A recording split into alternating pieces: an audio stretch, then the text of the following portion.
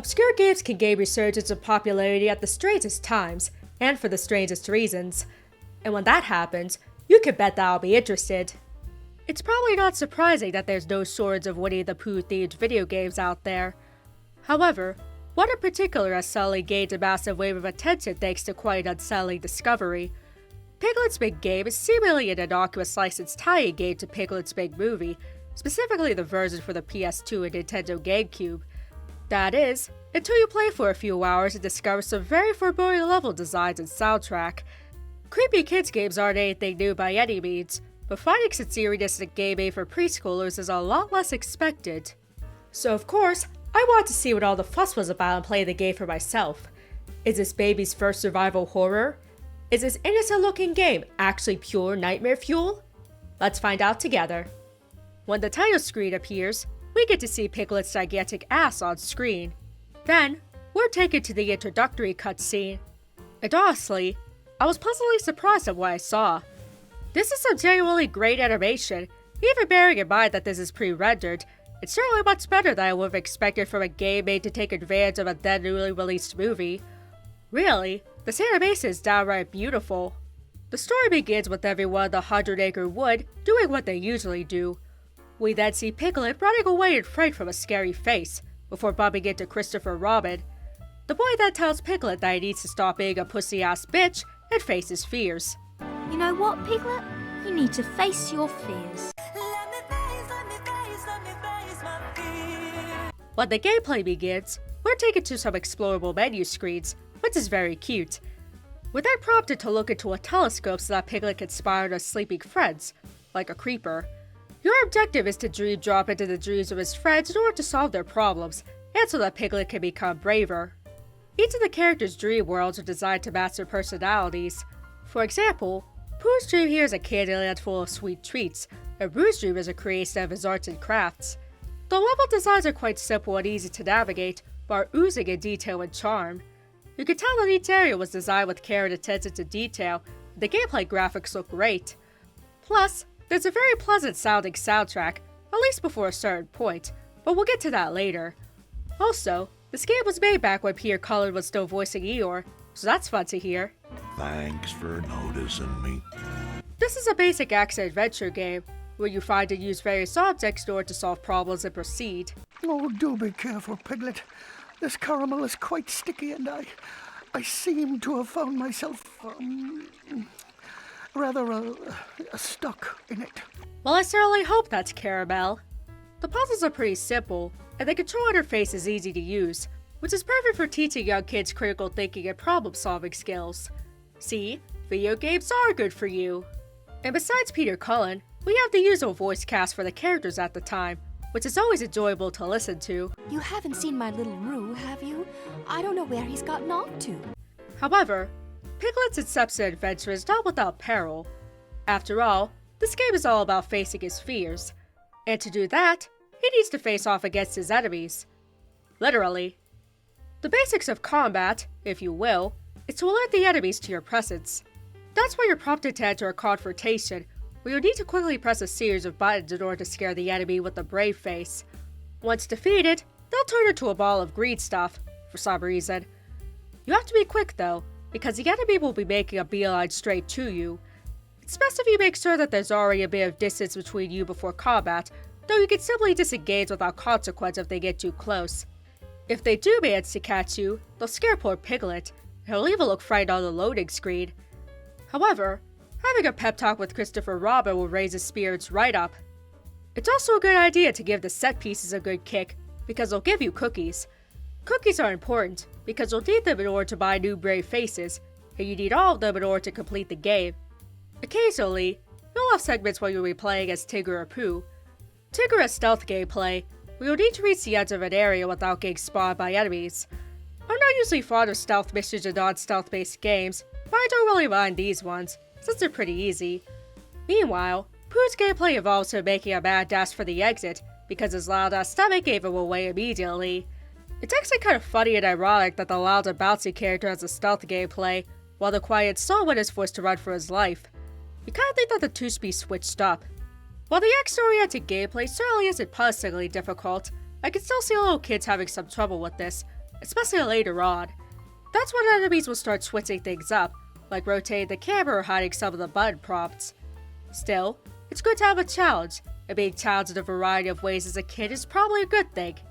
For the first 2 levels, the game seems pretty normal. While there are a few things that might be startling for youngsters, there's nothing out of the ordinary here when it comes to works aimed toward a very young audience. And then we get to Owl's Dream. Owl's Dream starts off normal enough. It's nighttime, but it's a friendly kind of nighttime, where the moon and stars are out. There are even fireflies about.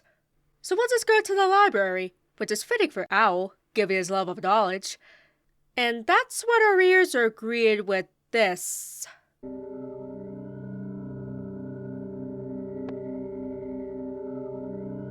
Well, that's some eerie ambiance, especially since we just had a pleasant night sky a moment ago. It doesn't help that we see Pooh behind bars as well, nor does the ominous lights and shadow. It's not the only place in Owl's Dream where we hear some chilling background music.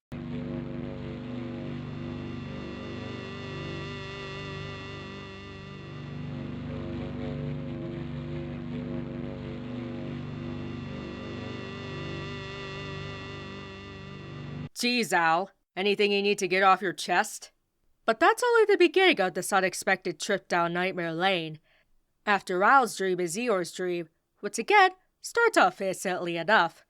There's some spooky but harmless Halloween-like imagery in a rainy forest, and then we're prompted to go down some stairs leading underground. To hell, perhaps? No, just deeper into Eeyore's dark psyche, where we've entered a darker, creepy hallway of a castle, with knight's armor looming above little Piglet. And for the cherry on the ominous Sunday, we have an extreme and uncomfortable camera angle, not unlike the ones you might find in a Capcom horror game. And it only continues from here. We have another dark corridor where we need to solve a simple sliding statue puzzle. Again, it's something that looks all too familiar to horror gaming fans. There's also the dining room, with only the flickering light of some candles to give us a bit of illumination. And then there's a room with only the moonlight for visibility, and right in the center of the chamber is a very realistic-looking headless human torso, holding the blue ball we need in order to proceed, right above where the head would be. Now, a statue like this in any other setting wouldn't bat an eye, but having this arranged in such a way in a place like this, that's got to be a deliberate choice for extra creepy factor. And these are just the highlights of this level. Of course, I can't neglect to mention that the ominous music follows you throughout.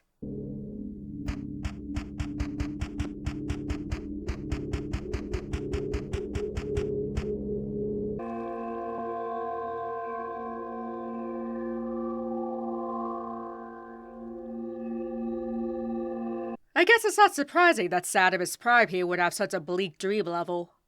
The question left, though, is why? As in, why was the level design made to be so deliberately disturbing?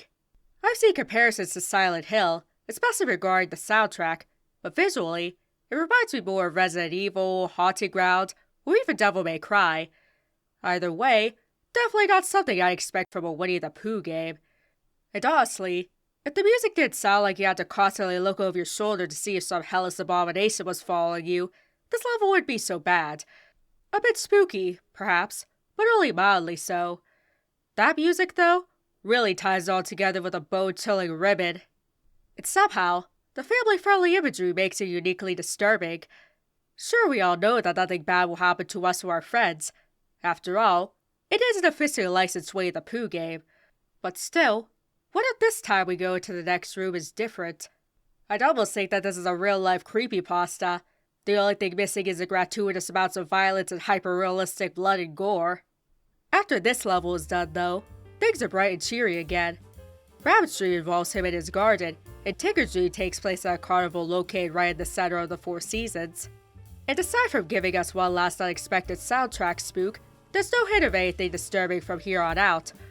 So does this make Piglet's Big Game Baby's first survival horror? I don't know if I'd say that, but the inspiration is undoubtedly there. I can definitely imagine young kids hearing and seeing these levels and being too scared to continue. Some people have theorized that the developers want to make a survival horror game of their own, but were unable to, and just use the assets for this game.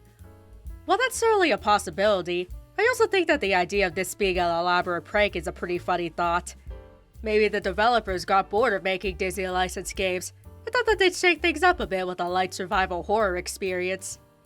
However, I think it also deserves recognition for just being a good game in general.